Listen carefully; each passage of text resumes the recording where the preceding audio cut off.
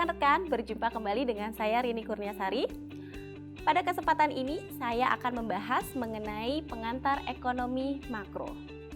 Seperti yang kita ketahui, dalam ilmu ekonomi terdapat dua cabang ilmu yang harus kita pahami, yaitu ekonomi mikro dan ekonomi makro. Di sini saya akan menjelaskan ekonomi makro dalam lingkup perekonomian suatu negara secara nasional dan global.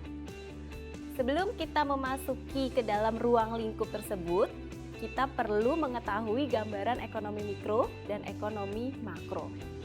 Seperti contohnya, ketika Ani belanja gula di pasar X, maka Ani melakukan kegiatan ekonomi mikro.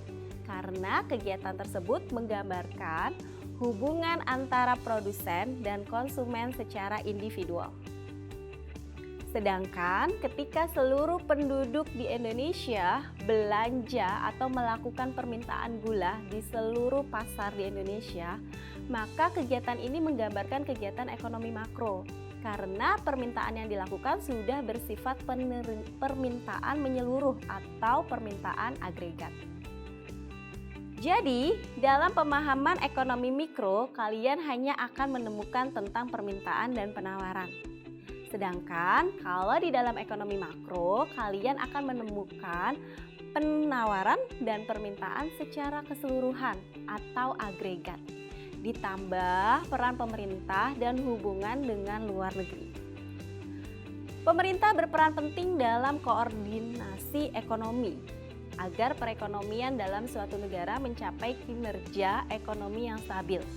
Maka suatu negara harus menemukan atau menentukan keputusan terkait koordinasi ekonomi tersebut.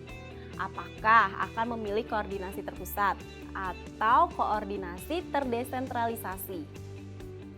Jika negara tersebut memilih perencanaan ekonomi terpusat, maka keputusan hanya ada di pemerintah.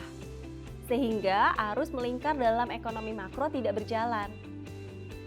Sedangkan jika negara memilih perencanaan ekonomi terdesentralisasi, maka ada koordinasi antara rumah tangga, perusahaan, pemerintah, dan luar negeri, sehingga arus melingkar dalam ekonomi makro akan berjalan dengan baik. Berikut adalah gambar arus melingkar ekonomi makro tersebut.